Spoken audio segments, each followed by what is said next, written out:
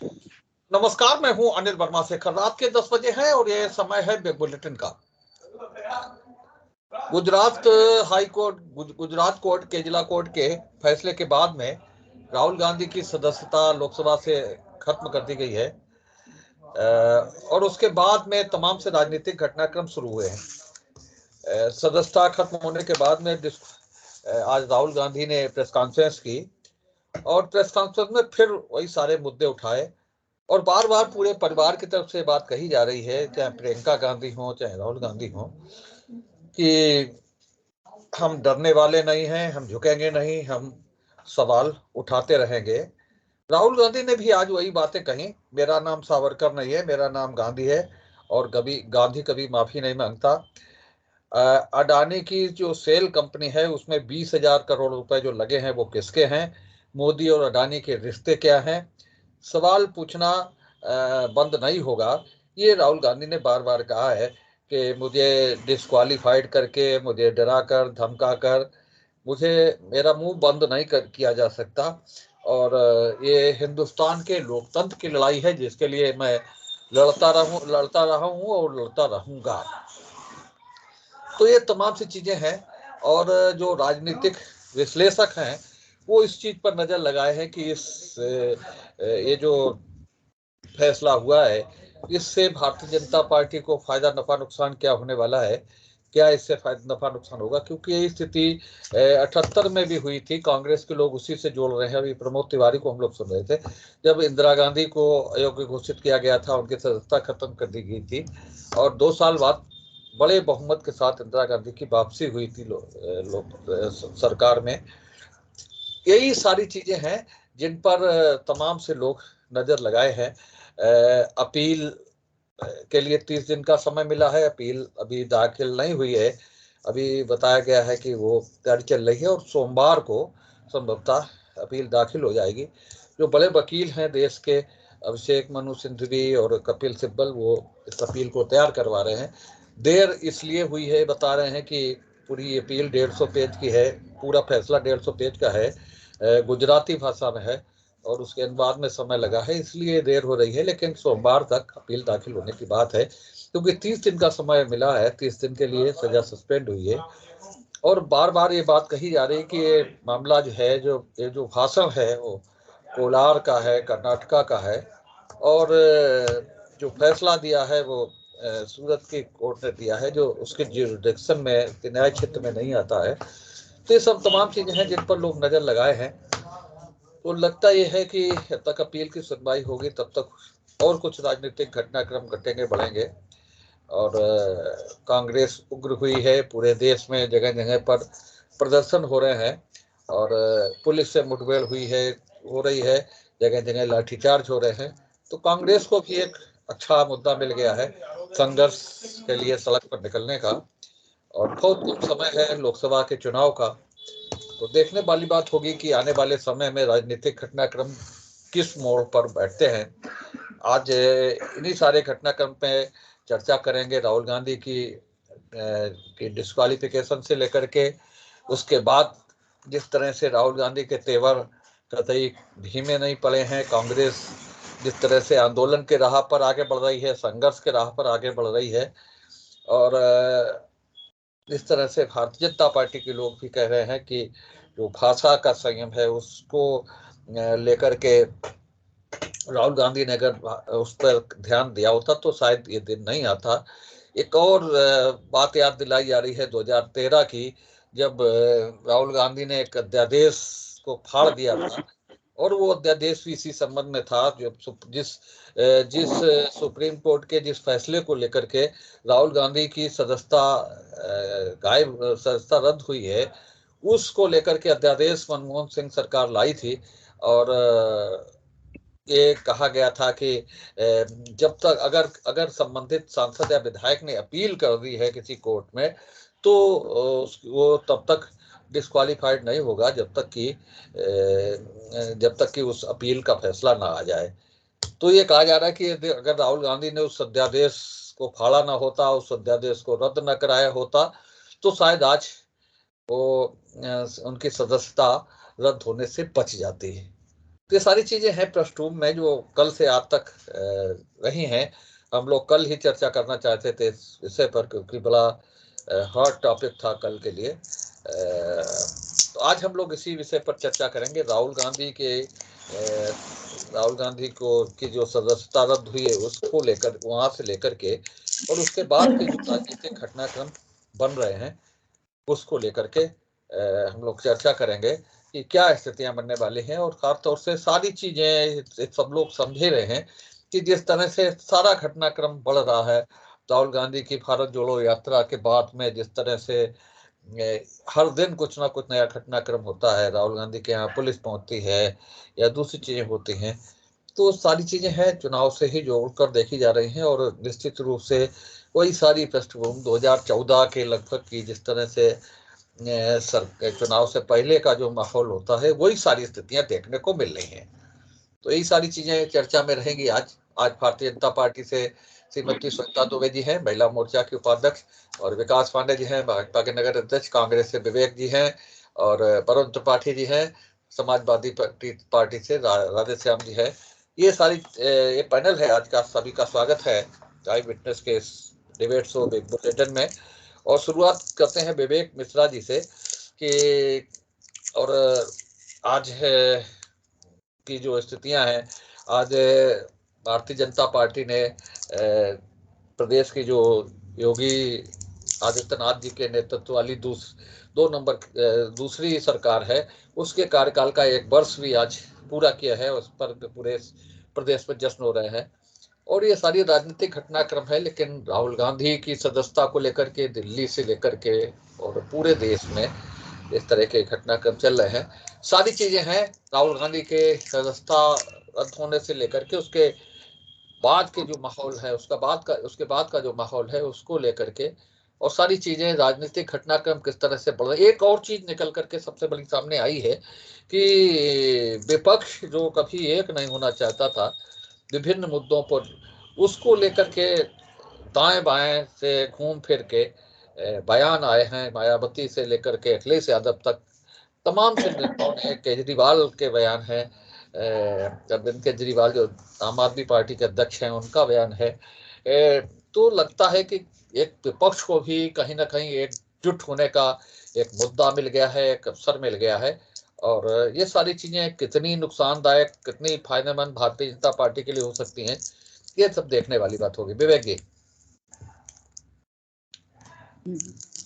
माननीय राहुल गांधी जी को सजा हुई, कानून ने अपने तरीके से काम किया, लेकिन जिस तरीके से राहुल गांधी जी ने उसको रिएक्ट किया, ये सबसे बड़ी बात है। ये कि सजा होना या सजा बाद में अभी उसका सेशन कोर्ट में अपील होगी, तो वो एक अलग प्रक्रिया पूरी है। और अगर उस पर थोड़ा सा हम गौर करें तो जिस तरीके से उनमें दफ़ाएं लगाई गई हैं, तो वो दफ़ाएं एक मेजर ऑफेंस में नहीं आती हैं, वो बहुत पेटी ऑफेंस में आती हैं, जिसके लिए अगर हम आईपीसी का पूरा रिकॉर्ड देख लें 100 सालों से ऊपर का, तो इन दफ़ाओं में किसी को 3 महीने, 4 महीने, 5 महीने और बहुत अगर हुई तो 6 महीने की सज़ा हुई। इससे आधा इसमें सज़ा नहीं हुई। देखिए, तो ये खैर एक कानूनी पार्ट है जिसको देखा जाएगा। तो ये सब चीज़ें अपनी जगह हैं, इनका एक पहलू अपना है। लेकिन दूसरा, जिस तरीके से राजनीतिक एक चुनाव के समय की रैली का भाषण था, चुनाव में तमाम इस तरह की बातें हुआ करती हैं, लेकिन कोलार का मामला कर्नाटक का और गुजरात से सुना जा रहा है, तो ये कई चीज़ें उसमें ऐसी हैं जिससे कि ये साफ साफ ये संदेश जा रहा है कि 2024 के लिए एक परसेप्शन बनाया जा रहा है कि जो सरकार के खिलाफ बोलेगा उसका यही हश्र होगा। अब चूंकि सरकार को लगता था कि जो क्षेत्रीय पार्टियां हैं तो वो क्षेत्र तक सीमित हैं और अखिल भारतीय स्तर पे कांग्रेस के अलावा दूसरी पार्टी नहीं थी, राहुल जी के अलावा कोई सरकार के विपक्ष के का सक्रिय भूमिका नहीं निभा रहा था, तो इसलिए सरकार को माकूल लगा कि इसी आवाज़ को अगर दबा देंगे तो इसका एक पूरा परसेप्शन पूरे देश में जाएगा। और दूसरे लोग, जैसे क्लास में होता था कि हमने एक अगर आगे वाले बैठे हुए विद्यार्थी को टीचर ने मार दिया तो बाकी विद्यार्थी अपने आप किताबें खोल खोल के और अलर्ट हो जाते थे कि नहीं अब सबकी नंबर आ सकता है ये। तो वो एक सरकार का संदेश बिल्कुल साफ साफ इससे जा रहा है। और वो संदेश की पुष्टि इससे भी होती है कि देखिए 23 तारीख को ये फैसला आया और कुछ घंटे के भीतर ही संसद में उसका सारा काम कर दिया गया और 24 तारीख को संसद के सेक्रेटेरिएट से बाकायदा पत्र जारी हो गया। इतनी तत्परता काश सरकार ने और चीज़ों में अगर दिखाई होती, कहीं काला धन को वापस लाने के लिए दिखाई होती या गंगा मैया को लेके दिखाई होती, जिसका 19 में वादा किया गया था साफ करने का, तो ये तत्परता से आज देश का भला होता। तो लेकिन वो खैर अलग बात है। दूसरी बात, सज़ा, जो मेन बात थी कि जब सज़ा सुनाई गई तो राहुल जी ने जो उसके बाद रिएक्ट किया वो एक, और सबसे बड़ा संजोग एक ये भी था कि 23 तारीख की बात थी, 23 मार्च की, और ये वो एक महान दिन था जिस दिन हमारे तीन क्रांतिकारियों को फांसी की सज़ा दी गई थी, भगत सिंह, राजगुरु, सुखदेव को। तो उन्होंने देश के लिए माफ़ी नहीं मांगी, अगर वो चाहते तो वो भी बच सकते थे, लेकिन उन्होंने माफ़ी नहीं मांगी, फांसी के फंदे पे देश के लिए चढ़े वो। आज राहुल जी ने जो एक संदेश दिया, आज की प्रेस कॉन्फ्रेंस में भी दिया कि हम डरेंगे नहीं, हम लोकतंत्र के लिए भारत के लड़ रहे हैं और हम सावरकर नहीं हैं, हम माफ़ी नहीं मांगेंगे। ये एक बहुत बड़ा एक समझे कहना है। और ये भी कहा कि महात्मा गांधी को भी कोट जिस तरीके से किया कि सत्य और अहिंसा के मार्ग चल रहे हैं, सत्य भगवान है और अहिंसा उसका रास्ता है, तो ये सारी चीज़ें बताती हैं कि उसको रिएक्ट किस तरीके से किया। उन्होंने किसी कोर्ट पे कुछ नहीं कहा, न्यायपालिका पे पूरी अपना भरोसा जताया, सब बात करी, लेकिन ये सबसे बड़ी बात है। आज जिस तरीके से माहौल चल रहा है उसमें तो हम किसी को भी कटघरे में खड़ा करने से नहीं चूकते हैं। जो एक परसेप्शन बनाया जा रहा है कि जो अगर सरकार के खिलाफ बोल दे तो वो हिंदुओं के खिलाफ बोल रहा है, वो देश के खिलाफ बोल रहा है, तो ये जो एक परसेप्शन बनाया जा रहा है तो उसके बिल्कुल उलट देश की महान सनातन धर्म की परंपरा के अनुरूप या देश की जो हमारी एक प्राचीन हमारी रही मान्यताएं, उसके अनुरूप राहुल जी ने उसको रिएक्ट किया। ये बहुत बड़ी बात है। ये सबसे बड़ी बात ये होती है कि किसी चीज़ का मिलना वो हमारे हाथ की बात नहीं है, क्या हुआ, लेकिन उस पर जो रिएक्ट किया गया है वो बहुत ही काबिल तारीफ है। और निश्चय ही पूरे देश के हर स्वाभिमानी नागरिक का मान बढ़ा है और हमें गर्व है अपने नेता पे, श्री राहुल गांधी पे। ये दूसरी बात आती है कि आप, ठीक है राधे श्याम जी, बड़ा हो गया भाई जी, बस छोटा छोटा बोलो काम। हाँ वो 10 मिनट बोल गए आप। सजा मिली, ये कानूनी प्रक्रिया है और कोर्ट ने किस तरह से सजा सुनाई, अब इतने तो कानून के हम जानकार भी नहीं है कि किस धारा में कितनी सजा होनी चाहिए, कितनी हुई है। लेकिन जो भी हुआ, जैसे भी हुआ, वो एक न्यायिक प्रक्रिया, उसको वो चुनौती देंगे। लेकिन मानना मेरा ये है कि जब सजा को 30 दिन तक सस्पेंड किया गया है तो फिर इतनी जल्दबाजी सदस्यता खत्म करने में नहीं दिखानी चाहिए। उसको भी थोड़ा रोका जाता, अपील करने का मौका मिलता, अगर वहां से भी, या तो इतना हीनियस क्राइम होता कि एक मिनट राधे श्याम जी, शायद आपने पूरी बात सुनी नहीं, और जब विषय होता तो विषय पे जानकारी, आपकी बात लोग सुन रहे हैं और सुनेंगे, है ना। ये जो जन प्रतिनिधित्व अधिनियम है उसमें इस मामले में अधिकतम 2 साल की सजा का प्राविधान है, और अधिकतम 2 साल की सजा का प्रावधान है। ये व्यवस्था हो सकती थी कि चूंकि उनकी दादी, उनके पिता शहीद हुए हैं आतंकवादियों, तो 2 साल से कम की भी सजा हो सकती थी, लेकिन अधिकतम 2 साल की सजा का प्रावधान है, और वो वही अधिकतम 2 साल की सजा का प्रावधान किया गया। और अभी हमने बताया, उस अध्यादेश का जिक्र किया जो राहुल गांधी ने फाड़ कर फेंका था। उस अध्यादेश के कानून न बन पाने की वजह से ये है कि जैसे ही सजा निर्धारित होती है वैसे ही सदस्यता अयोग्य हो जाती है। ऐसा ही आजम खां के मामले में हुआ, ऐसा ही आजम खां दूसरे लोगों के मामले में हुआ, दूसरे प्रदेशों में लागू हुआ। तो जो जब बोले तो पूरी जानकारी होनी चाहिए आपको। और उसी के साथ बोलनी चाहिए कि अगर आप इधर उधर भटकेंगे तो लोग आपको टोकेंगे। ठीक है, तो वो सारी चीजें हैं जो जनप्रतिनिधित्व अधिनियम है, उसमें अधिकतम 2 साल की सजा का प्रावधान है। ये व्यवस्था हो सकती थी कि 2 साल से कम की सजा भी से भी काम चल सकता था, लेकिन जो भी राजनीतिक की स्थितियां है उसमें अधिकतम 2 साल की सजा का प्रावधान है और 2 साल की सजा बोली गई है। और उसमें रुका इसलिए नहीं जा सकता था कि रुकने की व्यवस्था ही नहीं है। जो सुप्रीम कोर्ट का फैसला आया है मामले में, उसमें यही है कि जैसे ही सजा निर्धारित होगी वैसे ही सदस्यता के लिए आप अयोग्य हो जाएंगे। ये स्थिति है। तो वही है कि अधिकतम सजा का जो प्रावधान है, तो अधिक इतना बड़ा कोई क्राइम भी नहीं था मेरे हिसाब से, तो अधिक से अधिक सबसे अधिक जो सजा हो सकती थी वही दे दी।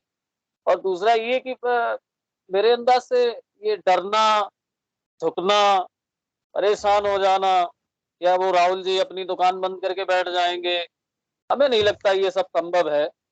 कि जिसने अपने पिता को जले हुए टुकड़ों में देखा हो, वो सदस्यता जाने से डर नहीं सकता जहां तक। और निश्चित तौर पर ये मानना है कि तमाम लोगों की भाषाएं बिगड़ी हैं। जर्सी गाय कहा गया किसी को। एक पार्टी की राष्ट्रीय अध्यक्ष थी और पार्लियामेंट मेंबर थी, उन्हें किसी लीडर ने एक संवैधानिक पद पे रहते हुए माइक से ऑन सभा में जर्सी गाय कहा था, 50 करोड़ की गर्लफ्रेंड कहा था, और सुपर्ण खा किसी को पार्लियामेंट में कहा था। ये भी बड़े भद्दे शब्द हैं। इन पे भी अगर ये सब होता तो फिर पता नहीं कहाँ का मामला कहाँ पहुंच गया होता। राजनीति में पता नहीं लोग कितने गलत गलत बयान दे जाते हैं, कहाँ कहाँ क्या नहीं कर जाते हैं। तो अच्छा, उन्होंने ये तो कहा नहीं कि फला साहब चोर हैं, उन्होंने ये कहा कि जितने चोर हैं उनके नाम के आगे यही नाम क्यों लगा हुआ है। किसी एक को टारगेट तो किया नहीं। तो अच्छा, ये बात भी सही है। इतनी तत्परता जो अभी कांग्रेस के प्रवक्ता बता रहे थे, इतनी तत्परता जो दिखाई है, ये बात सही है कि आज तक मेहुल चौकसी और फलाना ढिमाके जो भी इतने गुजराती थे जो लूट के भाग गए, उनके किसी मामले में तत्परता नहीं दिखाई गई और ना ही दिखाई जाएगी। रही बात जो कांग्रेस की तरफ से आई है, गलत उसमें भी अनैतिक बयान, नहीं। गलत बात। मैं सपा प्रवक्ता का विरोध करता हूं। इन्होंने गुजरातियों के ऊपर आज फिर प्रश्न चिन्ह उठाया है। ये गलत बात है आपकी। आपने गलत भाषा का प्रयोग किया है श्रीमान जी। मेरा आग्रह, एडिटर महोदय, इस वक्तव्य को हटा दें आप इसमें से। अब विषय की जानकारी नहीं आज आपको है। चलिए वरुण त्रिपाठी बोलिए। हम देखिए, जिस तरीके से न्यायालय का जो आदेश आया, हम उसका सम्मान करते हैं, हमारा नेता उसका सम्मान करता है। जहां तक रही राहुल जी की बात, तो आज की प्रेस कॉन्फ्रेंस जिस तरीके से हुई और वो अपने बयान पे कायम है, डटे हुए हैं। उन्होंने तब भी कहा, आज भी कहा कि कहीं ना कहीं मुझे दबाया और डराया जा रहा है। और अडानी का जो मामला है उसमें 20,000 करोड़ का उन्होंने साहब जो जिक्र किया था कि साहब ये पैसे किसके हैं, तो जो मुद्दे हैं उससे कहीं ना कहीं वर्तमान सरकार भाग रही है। और उसी वजह से, क्योंकि राहुल गांधी कंटिन्यू संसद से लेकर सड़क तक इन्हीं मुद्दे को बराबर उठा रहे हैं, उससे कहीं ना कहीं भाजपा सरकार बौखलाई हुई है। और अभी आपने पूर्व में देखा कि किस तरीके से संसद के अंदर ऑन रिकॉर्ड है कि उन्होंने एक फोटो जो दिखाई चलती हुई संसद के अंदर, अडानी जी और मोदी जी एक प्लेन के अंदर बैठे यात्रा कर रहे हैं। तो ये रिश्ता क्या कहलाता है? आखिर जो आदमी बिल्कुल एक स्टेट में जिसका व्यापार हो और साहब वो एकदम बढ़ के पूरे हिंदुस्तान का टॉप लेवल पे आर्थिक रूप से संपन्न बड़ा व्यापारी और बन जाए, तो कहीं ना कहीं कोविड काल में जनता मर रही थी, तो ये सब पूरा व्यापार आपदा में अवसर इन्हीं लोगों ने बदला। कहीं ना कहीं सत्ता का पूरी तरीके से संरक्षण था।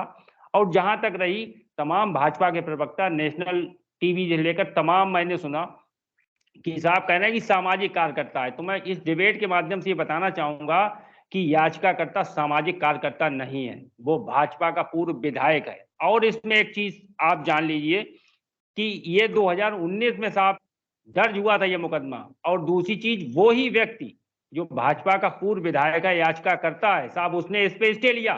समय और टाइमिंग की आप कितनी कहना चाहिए गंभीर ये विषय है कि आप उसने उसे किस तरीके से मोटिवेट किया गया, कहीं ना कहीं ये राजनीतिक साजिश थी और इस टाइम के हिसाब से कहीं ना कहीं इनके ऊपर यह कार्रवाई की गई। तो कहीं ना कहीं सत्ता का पूरी तरीके से संरक्षण है, लेकिन हमारा नेता बिल्कुल कायम है। उसने कहा कि जो मैंने बयान दिया, जो मैंने कहा, मैं उससे 1 इंच भी पीछे नहीं हटूंगा, क्योंकि कहीं ना कहीं पुराना इतिहास कांग्रेस का कल्चर रहा है, अंग्रेजों से लेकर और तमाम देश को बचाने के लिए उन्होंने कुर्बानियां दी हैं। तो आज अगर कांग्रेस के एक छोटे से छोटा कार्यकर्ता हो, चाहे राहुल जी हो, अगर कुर्बानी देनी पड़ेगी तो हम देने के लिए तैयार हैं।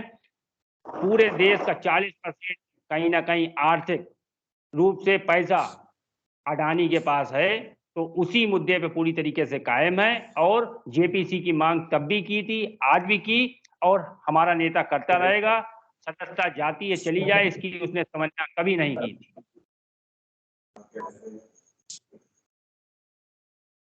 जी श्वेता जी। सबसे पहले मैं ये बताना चाहूंगी कि जो आप लोग बार बार ये बात कह रहे हैं कि अडानी के खिलाफ सरकार कोई एक्शन नहीं ले रही है, सुप्रीम कोर्ट में जांच समिति बना दी गई है कि उनकी कंपनी और उनके उस पर पूरी जांच करने के लिए। और जो ये कांग्रेस विक्टिम कार्ड खेल रही है, राहुल जी ने अभी हमारे सपा के प्रवक्ता ने कहा कि उन्होंने ऐसी कोई बात नहीं कही थी। आप सब कह भी दें और आप कांग्रेस वाले ये उम्मीद करते हैं कि वो असल में वो अपने आप को राजा मानते हैं। मैं पहले भी कहती रही हूँ कि ये वो पार्टी है जिसने प्रजातंत्र को राजतंत्र में बदला है। तो लगता है कि मैं जो कह दूं, मैं कानून से भी ऊपर हूं, मैं न्याय व्यवस्था से भी ऊपर हूं। उन्होंने कहा कि सारे मोदी लोग जिनका सरनेम मोदी है वो सब चोर हैं। पहली बात कि सारे मोदी चोर हैं। दूसरी बात, माननीय श्री नरेंद्र मोदी जी चोर हैं, उनका जीवन का इतिहास खुली किताब की तरह है, अनुकरणीय है। एक व्यक्ति के रूप में देखिए, आप भाजपा के नेता के रूप में, प्रधानमंत्री के रूप में मत देखिए, एक व्यक्ति के रूप में उनका व्यक्तित्व अनुकरणीय है। उनके ऊपर बार बार उंगली उठाना और अहंकार का पर्याय है कि मैं गांधी हूं, मैं सावरकर नहीं हूं। सावरकर बनने के लिए राहुल गांधी जी को मेरे ख्याल से 7 जन्म लेने होंगे, तब इतनी योग्यता आ पाएगी कि वो सावरकर बन पाए। और हमेशा सरनेम को प्रोनाउंस करना उनकी आदत रही है। मोदी, सावरकर भी सरनेम ही है, सावरकर नाम नहीं है उनका। और जैसा कि कहा गया कि बड़ी तत्परता दिखाई गई, क्यों लीनियंसी की उम्मीद कर रहे हैं? कानून अपना काम करता है।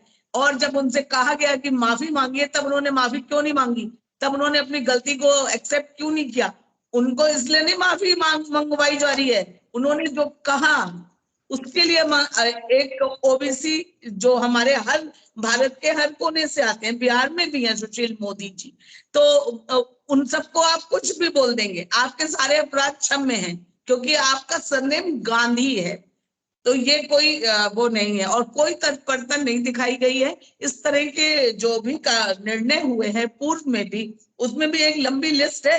लालू प्रसाद यादव जी की भी सदस्यता गई है, अब्दुल्ला आजम जी की भी गई है, और तो और 1951 में एच.जी. मुदगल आपके कांग्रेस के थे, उनकी भी गई है, और 76 में सुब्रमण्यम स्वामी जी की गई है, 78 में श्रीमती इंदिरा गांधी की गई है, जयललिता की गई है। विक्टिम कार्ड खेलने की जरूरत नहीं है, जो कानून है उसी के अनुसार कार्य किया जा रहा है। अब मैं एक प्रश्न पूछना चाहूंगी अपने कांग्रेसी प्रवक्ताओं से और कांग्रेस पार्टी से भी कि जब इतना ये चल रहा था, और ये आज का तले तरीन मामला नहीं है, ये 2019 का मामला है, और जब ये सब कुछ चल रहा था, कांग्रेस पार्टी के पास भारत के सबसे प्रबुद्ध वकीलों की फौज है, और उसने कुछ क्यों नहीं किया? पवन खेड़ा के मामले में 2 घंटे में आनंद फानंद में सुप्रीम कोर्ट से वो हो गया था, तो राहुल गांधी जी के लिए ऐसा क्यों नहीं किया गया? कहीं ना कहीं इसमें कांग्रेस कर्नाटक के चुनाव नहीं मद्देनजर आ रहा है, जबरदस्ती अपने आप को बेचारा घोषित करने की कोशिश कर रहे हैं कि मोदी जी को ऐसे कौन से प्रबल प्रतापी राहुल गांधी जी हैं जिससे हमारी भाजपा या मोदी सरकार डर जाएगी? किसको चुप रहने को कहा जा रहा है? जितना कुछ बोलना चाहिए उससे ज्यादा तो बोल रहे हैं। और कितनी अभिव्यक्ति की आजादी चाहिए? आपके शासनकाल में थी? आप भ्रष्टाचार की बात करेंगे हम मोदी जी से और हम लोगों से, कोच्चि कौन थे? बोफोर्स मामले पर क्या होगा?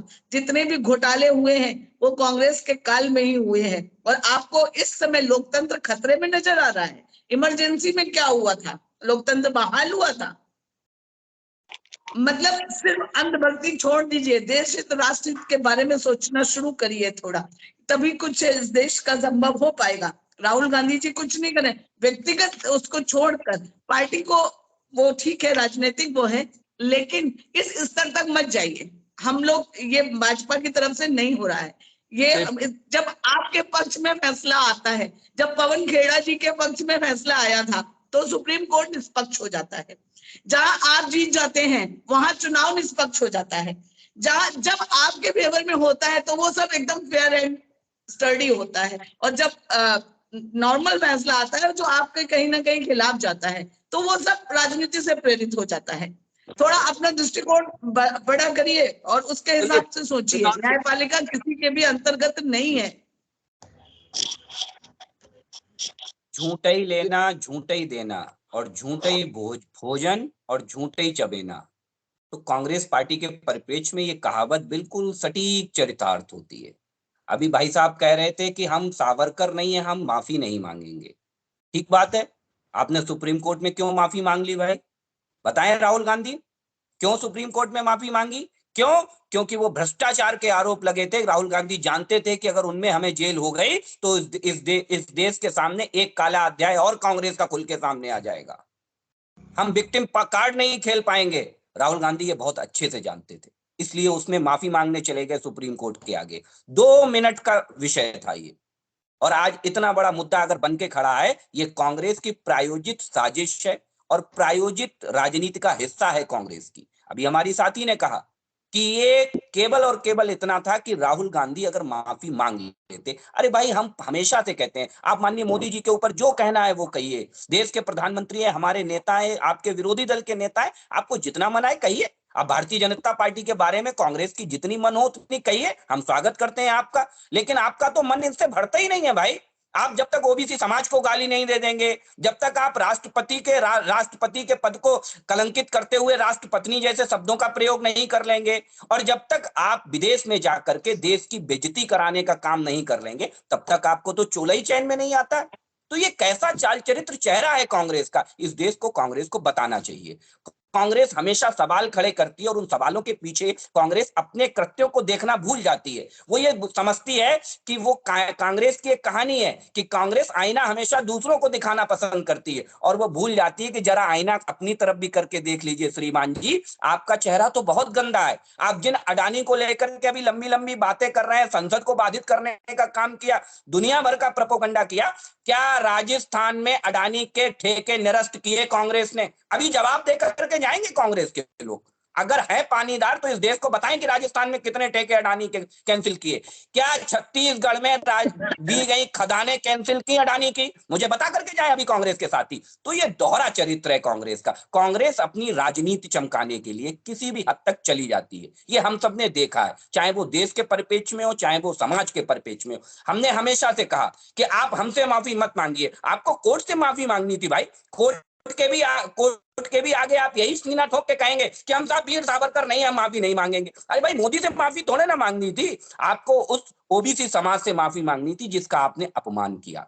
जिन ललित मोदी और नीरव मोदी को नाम को लेकर के आपने नरेंद्र मोदी जी पर और पूरे ओबीसी समाज पर टिप्पणी की, उन नीरव मोदी को लोन देने का काम, बढ़ाने का काम कांग्रेस सरकार ने किया। ये बताए पूरी कांग्रेस मिलकर के, उन्हें भारी भरकम लोन देने का काम कांग्रेस ने किया।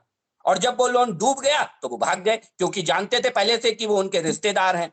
जितने भी भ्रष्टाचारी हैं उनका कांग्रेसी कनेक्शन हमेशा निकल करके आया। ये एक दुर्भाग्य है, मैं इसे दुर्भाग्य इसलिए कहूंगा कि कांग्रेस की दृष्टि से ये एक दुर्भाग्य है और देश की दृष्टि से ये एक सौभाग्य है, क्योंकि कांग्रेस का चेहरा हमेशा उजागर होता है। ललित मोदी का नाम लिया, ललित मोदी किसके शासन में पले बढ़े? आईपीएल जैसी संस्थाओं को उन्होंने बिक्री का केंद्र बना दिया। ललित मोदी ने किसके शासनकाल में? कांग्रेस के शासनकाल में। ये देश को पूरी बताइए ना कि भ्रष्टाचार की जड़ें कांग्रेस से ही चालू होती हैं भाई। चाहे भ्रष्टाचारी कहीं भी हो, चाहे विदेश में बैठा हो, चाहे देश में बैठा हो, चाहे कहीं बैठा हो, उसकी जड़ें कांग्रेस से ही आकर के मिलती हैं। ये बड़ा इस देश का दुर्भाग्य है और कांग्रेस को पहले स्वयं में झांकना चाहिए। श्रीमान जी बहुत छोटा विषय था। मैं आग्रह करूंगा कि आप अपनी पार्टी को बड़ा भले ही ना करिए, लेकिन दिल अवश्य बड़ा करिए।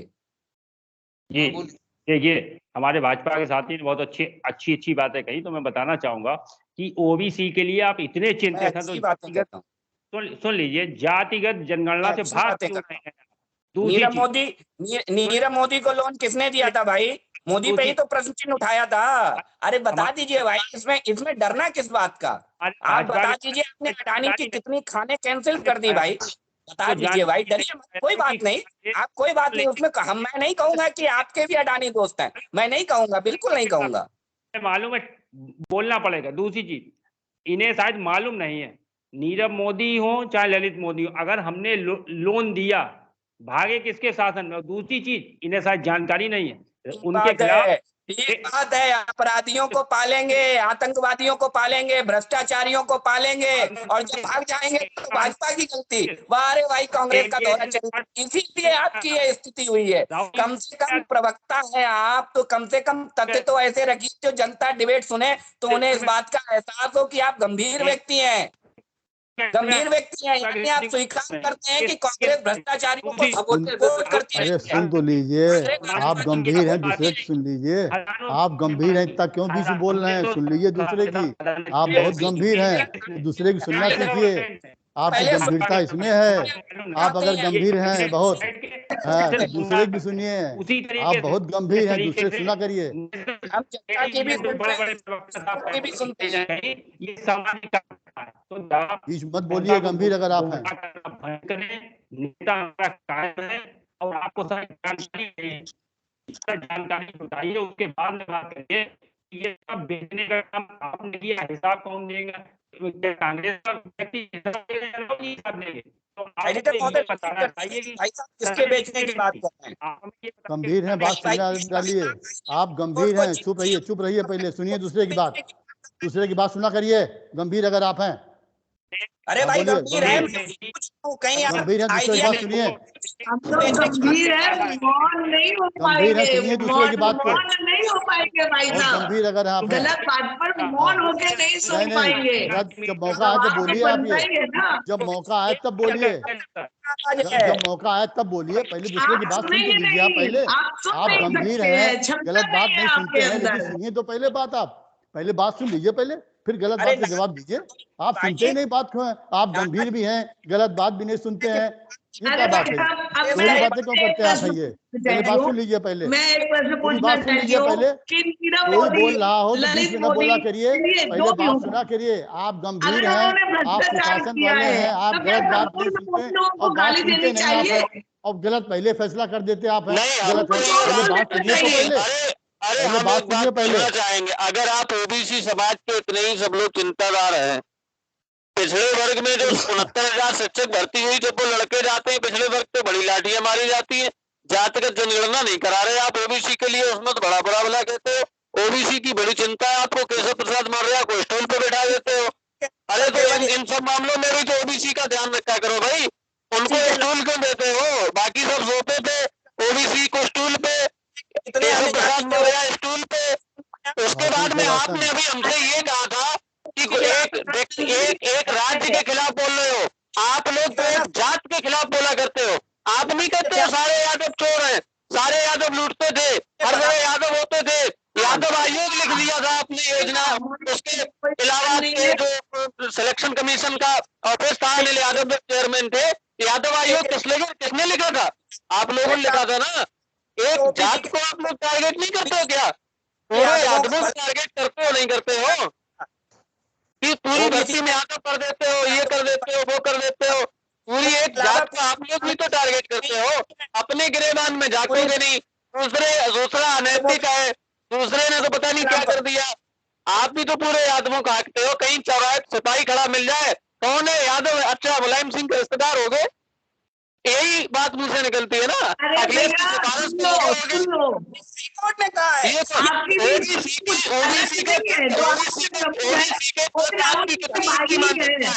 हम चुनौती देते हैं।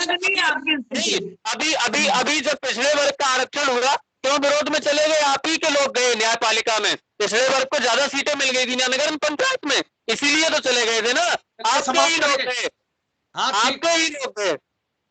कितने यादव जिला, कितने गैर यादव ओबीसी जिला अध्यक्ष हैं सपा में, ये भी बताया जाए। आप पूरे यादवों पे नहीं टारगेट कर सकते, अगर हम पूरे मोदियों पे नहीं कर सकते तो आप पूरे यादवों पे नहीं कर सकते। अगर मोदी एक जात है तो यादव भी एक जात है, ऐसा नहीं है। आप पूरे हमारे गाली देना यही तो गलत है, ये तो न्यायपालिका ने कहा है, इस बात को क्यों बेड़ा कर रहे हैं इस बात को? हमारी पार्टी का अपना संगठन है, उसमें हम कोई चयन नहीं करते, ना किसी को सैलरी मिलती है, जो काम करता है वो बनता है। यादवों के अलावा भी तमाम जिलाध्यक्ष है, साग के जिलाध्यक्ष है, पाल है, कौन नहीं है? आलोक साग के बगल में ही है, यहाँ भी नदीम फारूकी थे, चले जाओ आप वहाँ कटिहार में, कौन जिलाध्यक्ष नहीं है बताइए? आप बगल में ही देख लो, कन्नौज में देख लो कौन है, मैनपुरी में कौन ये है? बताइए कितने गैर यादव जिलाध्यक्ष हैं? आप यादव में गिनवाओ। अरे हरदोई आप देख लो, यादव है कि नहीं है? मैनपुरी गैर यादव है, फरुखाबाद गैर यादव है, कौन कह रहा नहीं गैर यादव है? बदायूं गैर यादव है कि नहीं है? अरे जो बात करो, ये कौन सा? अरे कौन सा बर्दाश्त नहीं होता है। अरे आप बताइए, एक नहीं, आपके क्यों ठाकुर डीएम, कितने ठाकुर डीएम है पूरे उत्तर प्रदेश में? कितने ठाकुर एसपी है मालूम है आपको? 43 ठाकुर डीएम, 43 ठाकुर एसपी, बाबा जी के 9 एसडी, नहीं बाबा जी के 9 एसडी और 9 के 9 ठाकुर। चलिए आज की बुलेटिन की इस बहस को यहीं पर समाप्त कर रहे हैं। राहुल गांधी की लोकसभा से सदस्यता खत्म होने के बाद में जो राजनीतिक परिस्थितियां बन रही हैं उस पर निरंतर नजर लगी हुई है, और खासतौर से 24 के चुनाव को लेकर के सारी राजनीतिक परिस्थितियां बन बिगड़ रही हैं। आने वाले दिनों में भी सारी राजनीतिक परिस्थितियों पर हमारी नजर रहेगी। आज की इस बहस में भाग लेने के लिए आप सबका बहुत बहुत धन्यवाद। हम अगले सप्ताह फिर मिलेंगे एक नई बहस को लेकर, एक नए विषय को लेकर। तब तक के लिए इजाजत दीजिए। शुभ रात्रि।